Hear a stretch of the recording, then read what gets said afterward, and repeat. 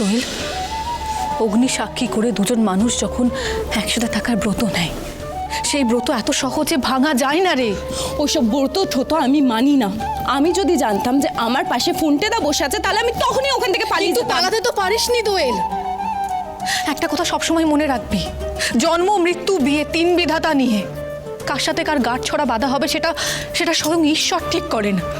ওই ফোনটে ভিখারির সাথে থাকার থেকে না আমি ঈশ্বরের বিরুদ্ধে যেতেও রাজি আছি সুদাদি। দোয়েল, চিৎকার করিস না সুদাদি। পালঙ্কের উপরে বসে বড় বড় কথা সবাই বলতে পারে, কিন্তু ছেঁড়া কাঁথায় শোয়ার কষ্টটা তুই কি করে বুঝবি বলতো সুদাদি? তুই হয়তো ভুলে যাচ্ছিস দোয়েল, আমিও কিন্তু এই আচার্য বাড়িতেই বড় হয়েছি, তাই অভাব কি জিনিস তোর থেকে আমি বেশি ভালো বুঝি। আর এখন তুই নিজের ভবিষ্যৎটাও গুছিয়ে নিচ্ছিস, আর এখন তুই চাইছিস যে আমি বানের জলে ভেসে যাই, তাই তো? দোয়েল, তোমার সুধাদি না বসু মল্লিক বাড়ির বাইরে গিয়েও থেকেছে। বসু মল্লিক বাড়ির টাকা পয়সা, খ্যাতি, যশ, এই সব কিছুর প্রতি ওনার কোনো লোভ নেই, এটা আমি দাবি করে বলতে পারি। অভাব থাকলে তো মানুষ অর্থের মূল্য বুঝবে। আর বিয়ে মানে তো ভালোবাসার বন্ধন। না আমি ফোনটেদাকে কোনোদিন ভালোবাসি, না আমি ফোনটেদাকে কোনোদিন ভালোবাসবো। তাহলে মিথ্যে সম্পর্কে নিজেকে জড়িয়ে রাখার কি মানে হয় বলতো সুদাদি? দোয়েল, তুই ফোনটেদাকে ভালোবাসিস না বলে এই সম্পর্ক থেকে বেরোতে চাস নাকি? ওই ভিকিরি ফোনটার কাছে আছেটা কি যে আমি ওই ভিকিরি ফোনটাকে ভালোবাসবো? আর আমি এই বিয়েটাই করতে চাই, আর আমি এই বিয়েটা আজকেই করব। চলুন আপনি আমার সাথে আসুন। না, এ বিয়ে হবে না। কেন হবে না? ঠিকই বলছি। একটা ছেলেকে ঠকিয়ে তুমি আমার সাথে থাকতে এসেছো। আমি সব কথা শুনে স্পষ্ট বুঝতে পারছি যে তুমি লোভের বশে এই বিয়ে করতে এসেছো। তোমাকে বিয়ে করার থেকে সারা জীবন আইবুড়ো হয়ে থাকা আমি বেশি পছন্দের মনে করব। আমি এতক্ষণ মনে মনে এটাই ভাবছিলাম, কিছু তো একটা গন্ডগোল চলছে, নাহলে ওনারা এত জলদি বিয়েতে রাজি হয়ে গেলেন। তার মানে এনারা কোনো টি এস্টেটের মালিকই নন? না, বাগবাজারের সাধারণ মধ্যবিত্ত বাড়ির মেয়ে। দেখো মা, দেখো কত বড় ফ্রড করেছেন আমাদের সাথে। এদের আমি পুলিশে দেবো। দেখছি তো আপনারা এত বড় মিথ্যে কথা বলেছেন। দেখুন আমি কি করি। আমার কথাটা একটুখানি শুনুন, আমার কথাটা একটু শুনুন না, একটুখানি শুনুন না মাসিমা, একটুখানি আমার কথাটা শুনুন না, শুনুন না আমার কথা। কি আর শুনবো, কি আর বলবেন আপনি? আবারও কিছু মিথ্যে কথা বলবেন? না। একবার তো মেয়ের বিয়ে দিয়েছেন, আবার দ্বিতীয়বার মিথ্যে কথা বলে আমার সাথে বিয়ে দিতে নিয়ে এসেছেন। আরে ওটা কোনো বিয়েই নয়, আমার মেয়ে মন থেকে বিয়েটা করেইনি। আরে এই বল না, বিয়েটার ব্যাপারে বল না।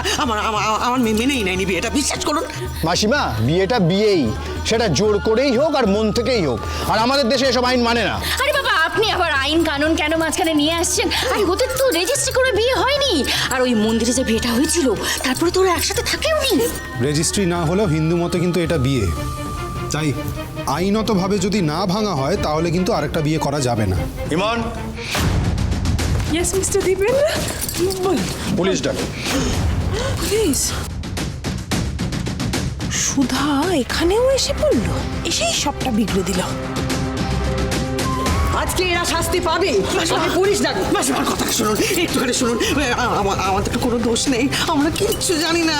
চোরের মায়ের আবার বড় গলা, অপরাধ করে বলছেন অপরাধ করেননি।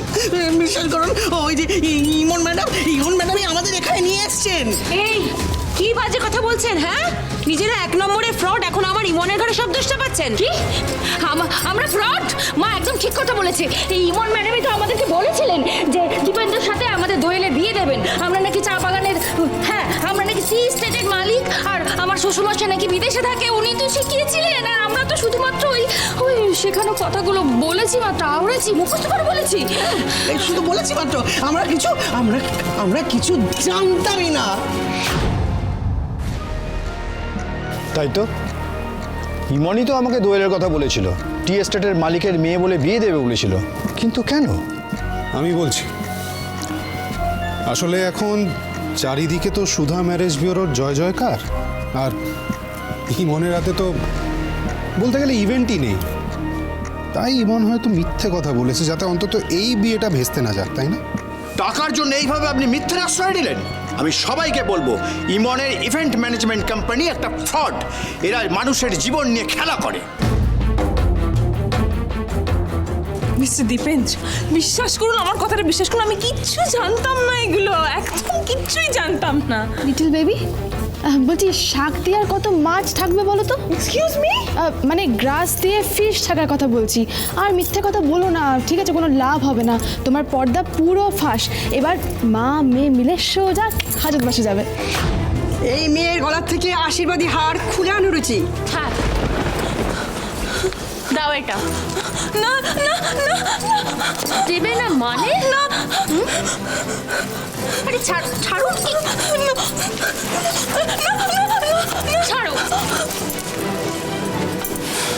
সিকিউরিটি, সিকিউরিটি, ফ্রড করেছো, হ্যাঁ?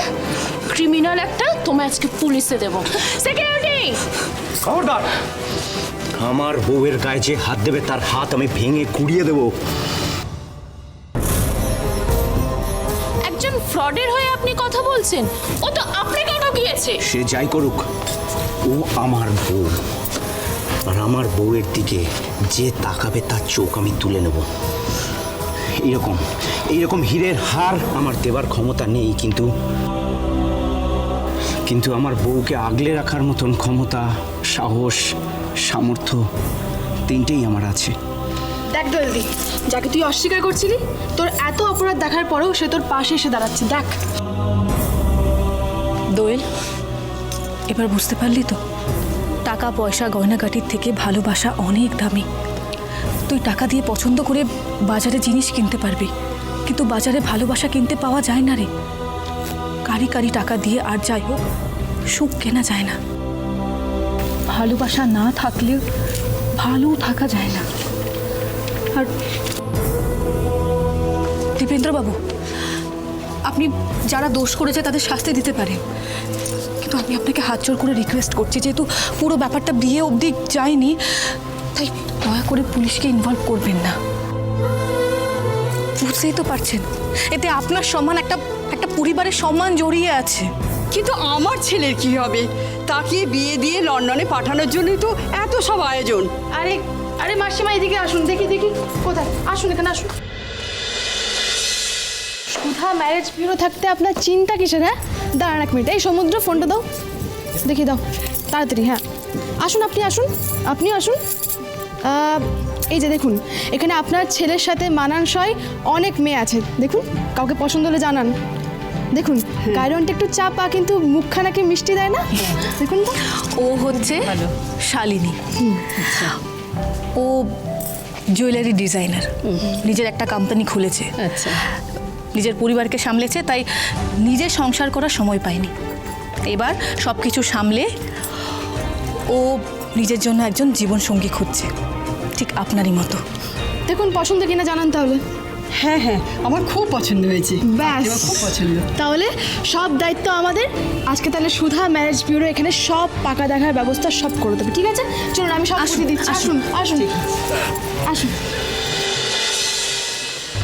কি এই ক্লায়েন্টটাও সুধা নিয়ে চলে গেল? জাস্ট মম, ভালো লাগে না আমার। বেবি, লিটল বেবি, দাঁড়াও। শোন দোয়েল, সব সময় মনে রাখবি, তুই যাকে ভালোবাসিস সে তোকে ভালো নাও রাখতে পারে, কিন্তু তোকে যে ভালোবাসে সে সব সময় তোকে ভালো রাখবে। ফোনটেদা গরিব হতে পারে, কিন্তু ফোনটেদার ভালোবাসা একদম খাঁটি। বুঝতে পেরেছিস? ফোনটেদা, এসো। তোমরা সব সময় একসাথে থাকবে।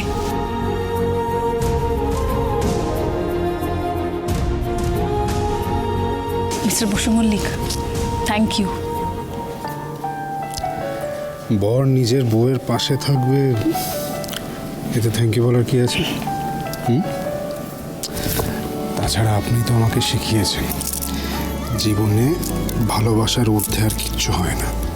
তাই আমারও একই ব্রত, ভালোবাসার মানুষকে আমরা কোনোভাবেই আলাদা হতে দেব না। पलकों पे उस सा तेरा नाम सजा के रखता हूँ यार मैं तुझे ख्वाब बना के, हर किस्से पे हर पन्ने पे तुझको पढ़ता है, फिरता रहता है पागल सा, बस ये कहता है कि तुझ बिन